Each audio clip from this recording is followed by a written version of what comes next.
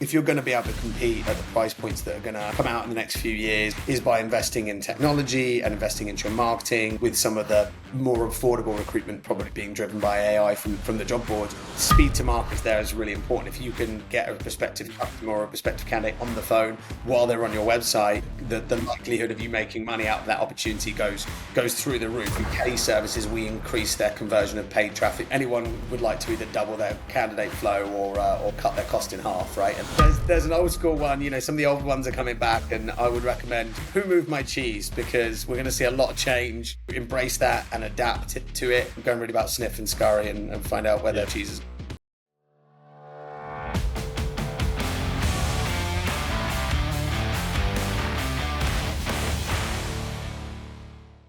Hi, Jack. Welcome to the show.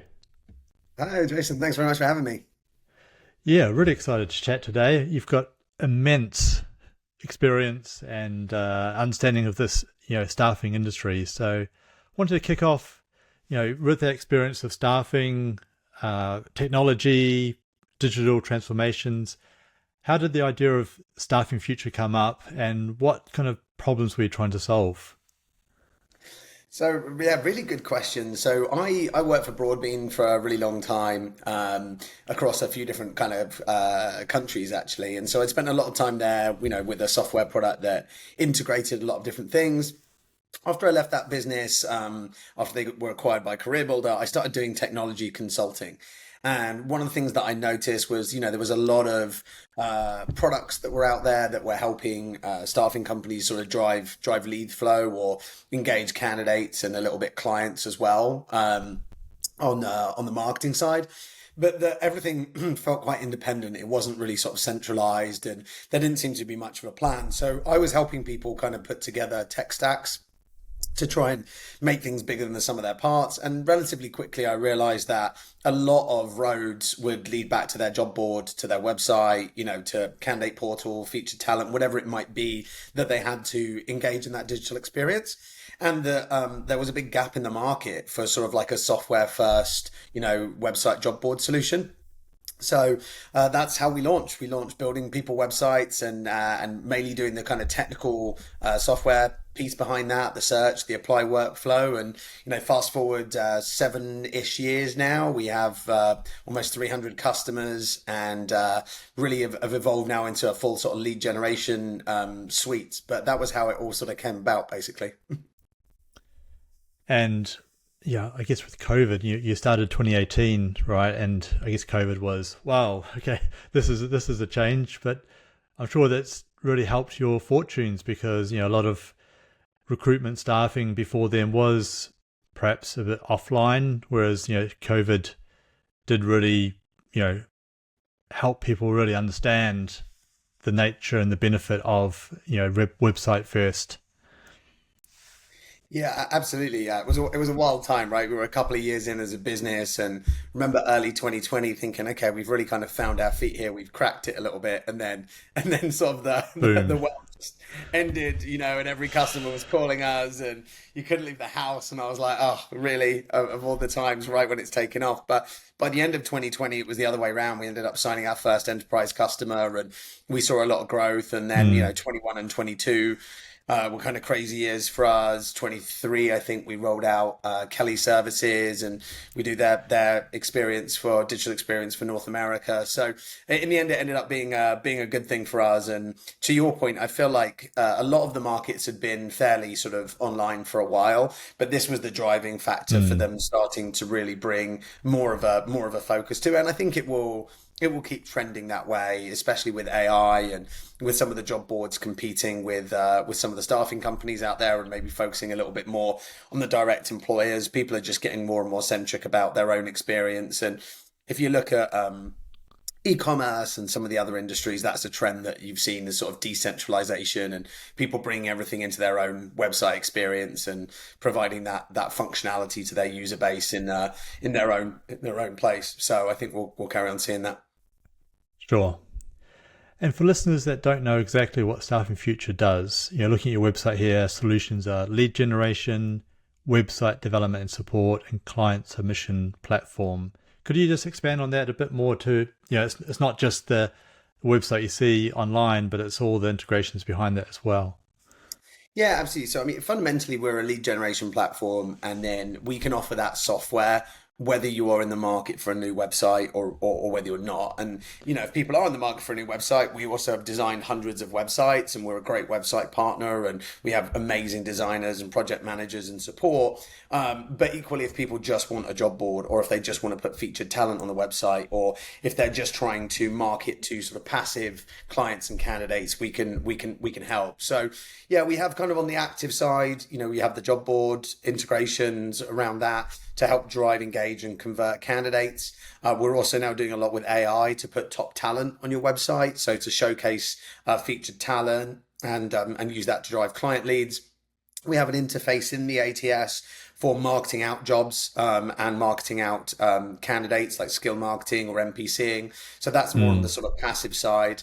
And then all of that is kind of, connected up with both the website, digital experience. You can see who's viewing what. You can really personalize the experience, market a subset of jobs that are curated for that candidate and track their behavior as they're doing it. And the same with a subset of candidates. So sort of doing a lot there on that lead generation front. Also then building and running the wider website when it's required. And then a little bit further down, we do also have a self-service candidate portal and client portal, and then using some of that technology just for submissions. So less kind of lead generation, more, okay, we already have the client, but now we want to submit those candidates to them, and we want to give them a vehicle for them to log in and manage that feedback. So we sort of brought that business into the fold about 14 months ago. We did an acquisition, and that's been really, really helpful to sort of expand what we can do on the lead generation side, and then has also given us this great kind of submission and client portal side. So fairly broad, but really everything to do with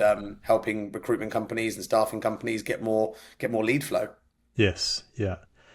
And the nature of supply and demand of roles and candidates, that lead generation, that client-facing shop window and interface is just so critical today. So I think that's where I see still a big opportunity for many staffing agencies. Yeah, it's really been surprising how few people have done it, and also been surprising how successful it's been. So we've had access to the analytics of hundreds of staffing companies' websites for a really long time, and we'd always noticed that there was quite a lot of client traffic that would go to services and solutions pages, but that actually to try and get that outreach to convert that lead was really, really hard. And so we kind of always theorized, well, this is probably just because there's not a compelling reason for them to reach out. And so now we're able to take lists from within the ATS, different types of lists, use AI and sort of templating software to help you sort of decide how you want to present potential candidates, whether you want to be really detailed and just remove their name, or if you want to really just move it down to summaries. But we can then make those lists of candidates, searchable on your website, and we can actually gate that and require prospective companies or prospective hiring managers to kind of plug their email address in order to view it, almost like a paywall, but just with your email address. That then allows us to tell you who's on your website, what they're doing, and what they're viewing in that moment. And we've seen really, really big conversion for people. They're getting 10, 15 times as many leads through their website as they were before from the same amount of traffic, just because people now have a reason to sort of actually shop, basically. And then that's of course turning into revenue. So it's been really, really exciting to sort of keep evolving that product. It's still fairly new, but it works very well. Absolutely, and I love that you've touched on that ROI so early in this conversation. It was a question I had further down, but I'd like to drill into that a bit more. If there's either a kind of specific example with one of your clients, you could talk through kind of the before and after, or even more of a general kind of understanding of, a typical staffing agency will have this kind of setup today.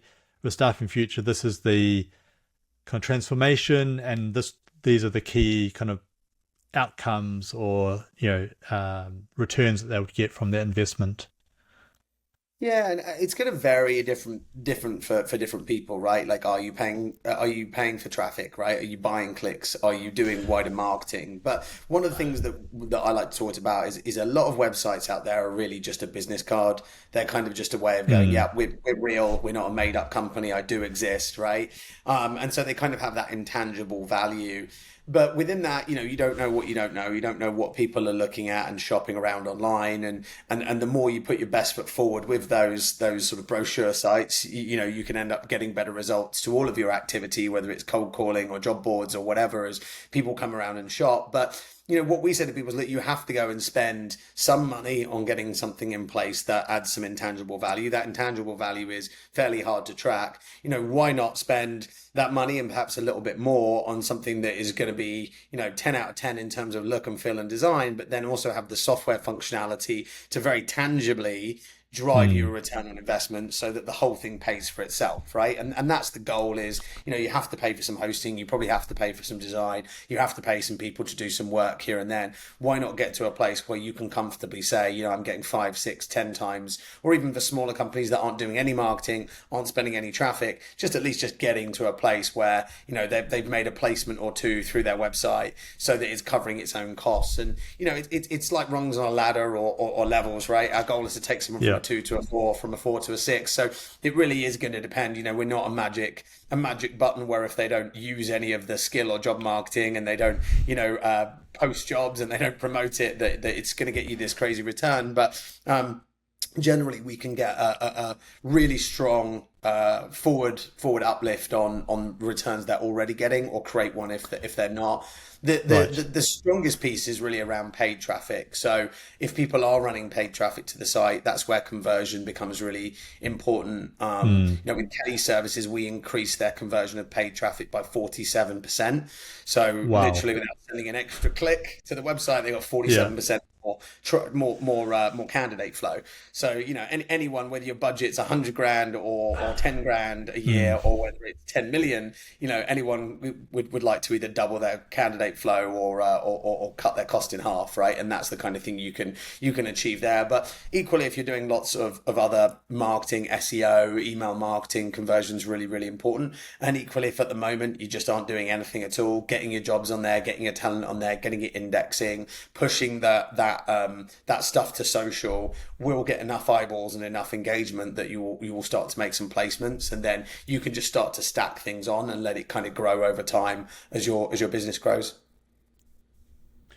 wow. There's a lot there, and yeah, 47%. That certainly stands out in terms of ROI, in terms of impact. A lot of what you do provide is obviously technology centric, and I presume there's a bunch of automation and integrations there.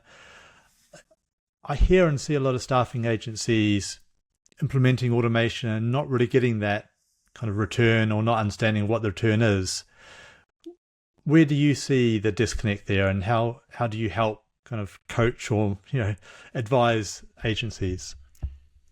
Yeah, it's a really good question, right? Because I think if you have like a closed automation, right, like some of our job alerts is almost like a closed automation from a recruiter's point of view, because the candidates are controlling it. They're coming in, they're saying, I want to be notified about these types of jobs on this occasion. And, what's triggering it is their setup and their configuration combined with the types of jobs that you have, right? So Yeah. it's not something that the recruiters have control over. But, if you have some of those closed or style automations that are kind of always on, then, it's easier because you don't have to worry about implementing it yourself, and you can get a return from these things, and you can sort of see success with it. But I think what most of the industry is doing is they're buying automation tools where the kind of possibilities are endless. And I think a big Mm, part of the gap there is actually in implementing them, right? Like I remember the early days of some of the born automation back when it was Herefish and Sense.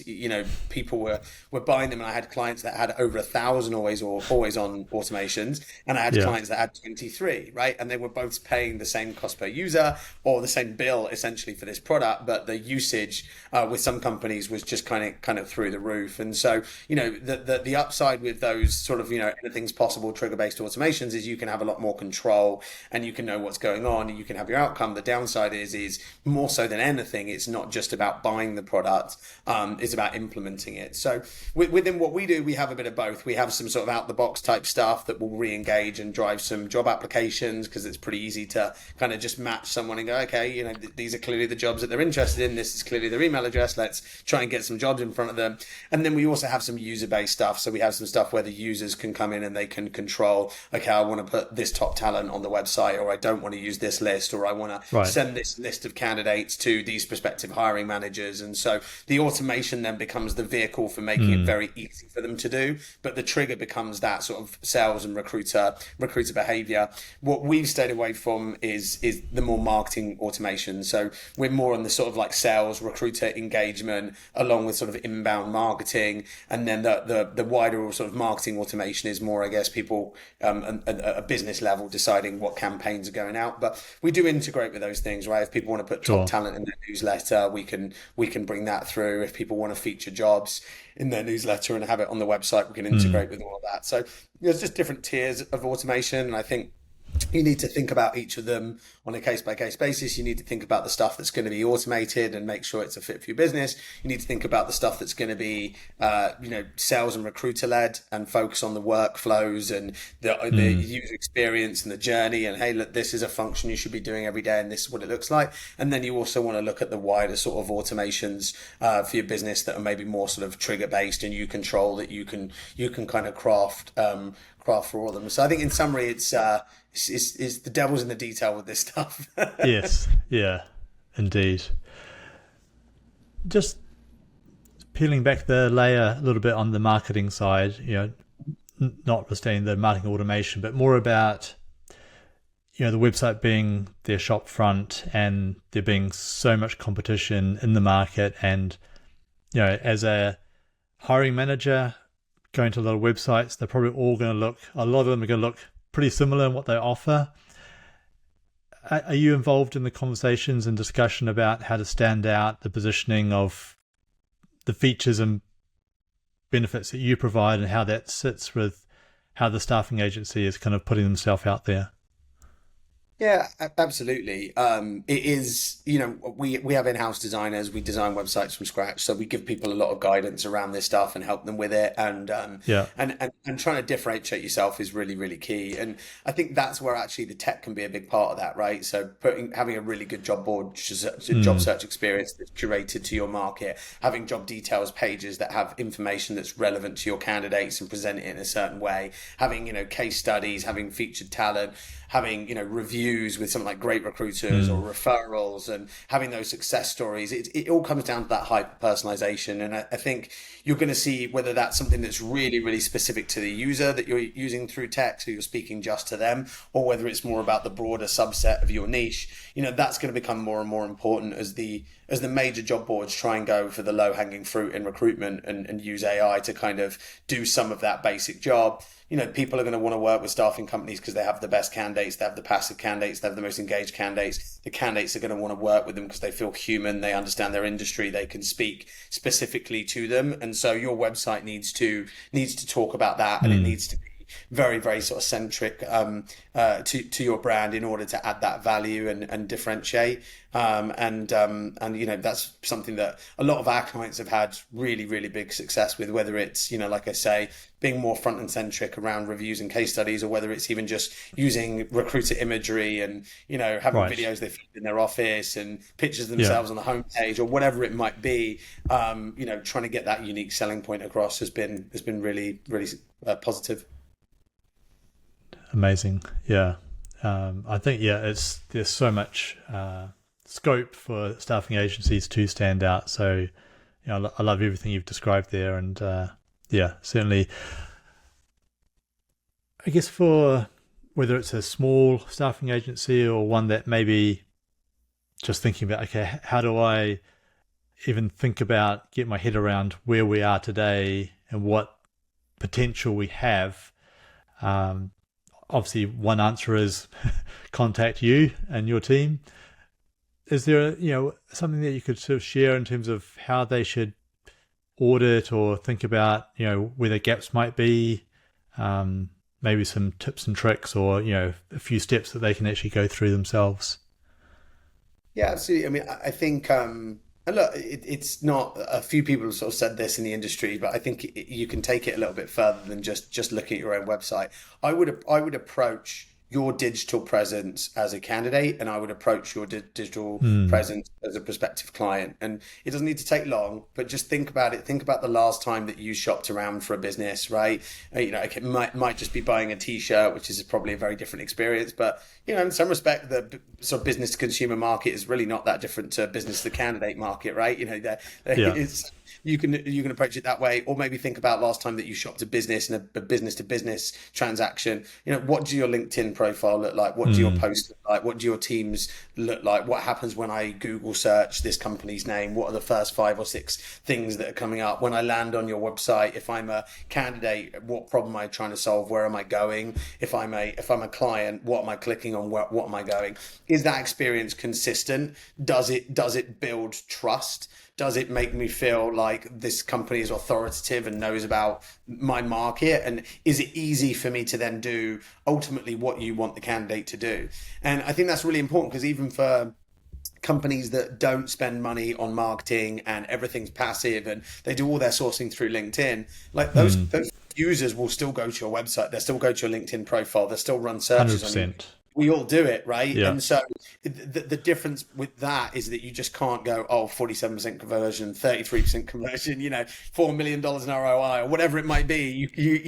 You literally just, it's intangible. You just don't know, right? You just go, okay, well, we're making cold calls, we're sending messages, but part of the reason that you might be getting a slightly worse response rate across the board is just because your digital presence isn't great. It doesn't build trust, and people just maybe approach it either going, okay, this is amateur hour, or this is a little suspicious, Right. or this is just another recruiter trying to promise me a dream. And so improving that experience, if it's poor, will help with literally everything that you do, from every cold email, phone call, piece of networking. It's all going to lead back across the board to adding some value. And as we've spoken and talked through this, to me, it really is very clear that, with AI and automation and so much going on, a lot of noise in the market, having this digital presence it feels like it's a critical key to success. I guess, what's one piece of advice that you would give agency founders, or that you do give agency founders just in general, about, thinking about their business and how to scale? I think you can't ignore technology. I think, to your point, right? Like the kind of old way of doing it just won't scale anymore. You hire a good recruiter, you train them up, you show them the ropes, or you employ someone who's already got that experience, and everyone kind of runs their own desk and just kind of makes their own money.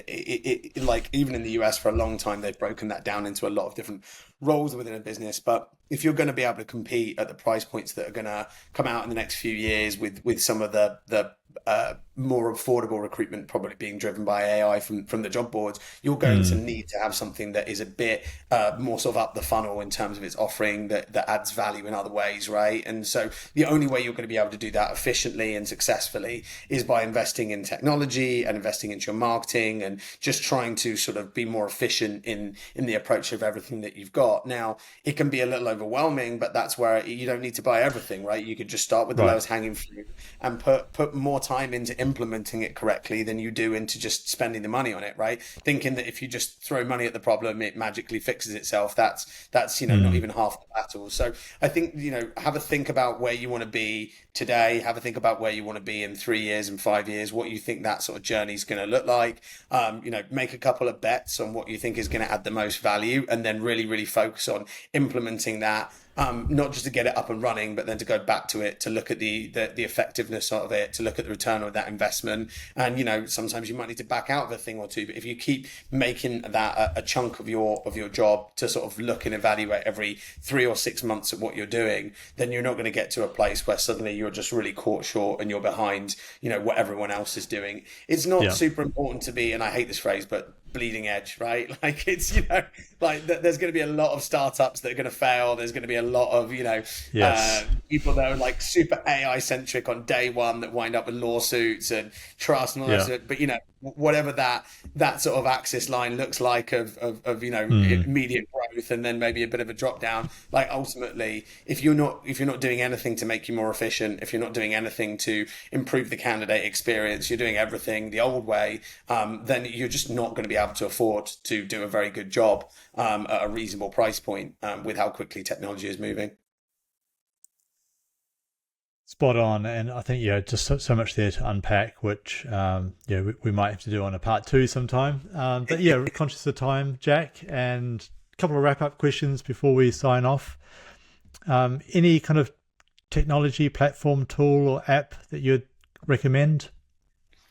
So I was thinking about this actually. We are very close in terms of we have a lot of mutual customers with 2 businesses, Staffing Engine and Staffing Referrals. In fact, funnily enough, people get us confused all the time because because of we've all got staffing as the first part of that. But Staffing Engine is very centric around sort of AI agents, AI distribution, and so it brings a whole element of conversational conversion into applying to a job or picking up a lead, recommending matches, recommending the right job, qualifying the candidate. It also does some stuff on the distribution side, not just distributing to job boards, but distributing those leads internally, which they've proved now, and we've all known for a long time.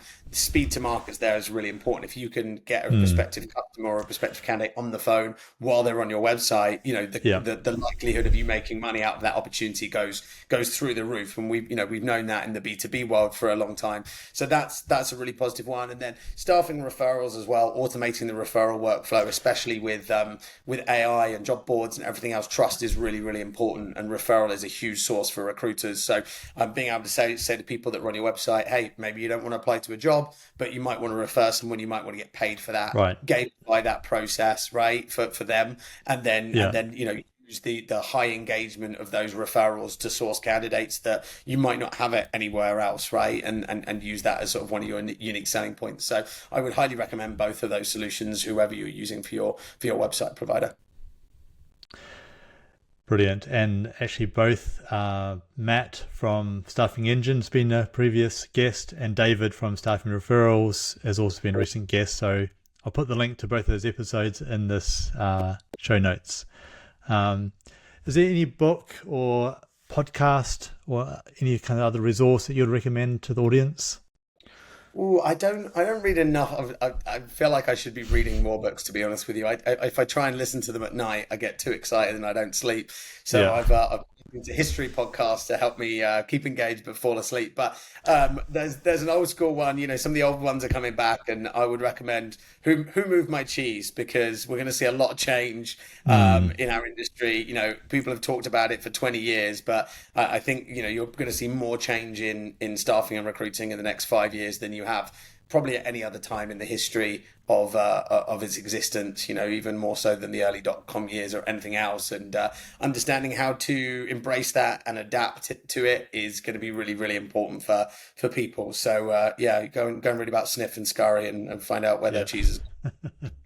It's a great book, and I think it's a very timely call out, because, as I say, there's going to be so much change, and fundamentals of relationships, of people, and just understanding where you sit in the big scheme of things will be super important. Exactly. Jack, thank you for your time. Where can people go to connect with you? Awesome. So you can go to our website or find me on LinkedIn. I'm semi-active on LinkedIn. I certainly will respond to anyone. I do some posts and some videos and things like that.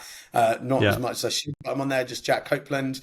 And then website, staffingfuture.com, or just give us a Google. We should come up number one for pretty much all of the obvious search terms. And I do genuinely enjoy talking about this stuff. So if anyone's got a question, I'm terrifyingly now 21 years into the niche of staffing technology. So happy to help if I can. Amazing. Yeah. Amazing. Thank you, Jack, and see you everyone for the next episode.